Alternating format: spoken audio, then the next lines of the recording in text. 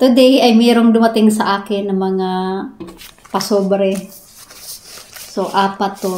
Dito kasi sa France, kung mayroong mga letters na darating, ay ilalagay or ihuhulog lang nila sa mailbox. So, at doon kukunin. So, for today, 4 ang dumating. So, nagkaka-interest ako dito sa may SSS.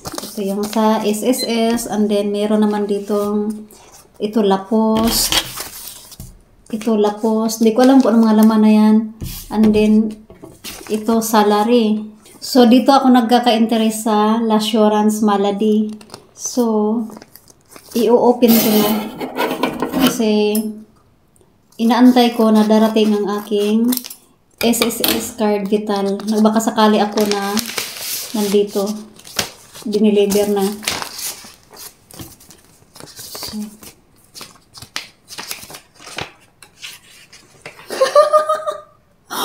wow! Ang aking pinakahihintay na card.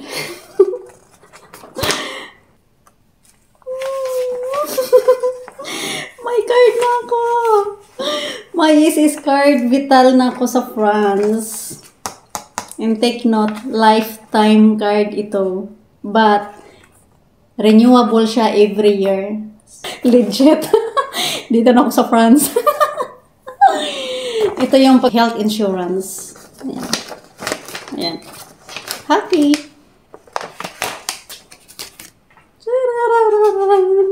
Sa mga kapwa ko na mayroong French national husband, ay isi-share ko sa inyo kung paano makakuha ng SSS Vital Card or Carte d'Assurance Maladie, just like this. Itong card na to ay lifetime to siya. While dito ka nakatira sa France ay magagamit mo to. Isa siyang health insurance. And then, every year, nare-renew siya. Pupunta ka lang sa pharmacy or doon sa mismong SSS. Meron silang parang ATM machine. Parang ATM machine, i-insert mo lang siya doon para ma-active. Para lang to sa mga baguhan pa dito sa France or yung mga nakapag-asawa ng French national and may plano na tumira dito sa bansang France. So, ito yung ginawa ko, guys. Dumating ako dito sa France December 23, 2024, last year.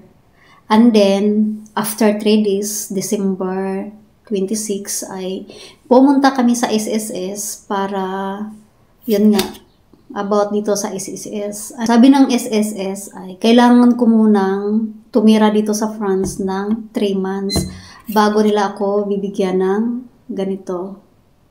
But, nagpasa na ako ng mga requirements. Sa pagkuha ng Vital o Carte d'Assurance Maladie, ang mga requirements na hinihingi ay ang birth certificate, marriage certificate, family book, marriage transcription, visa, passport, and visa confirmation.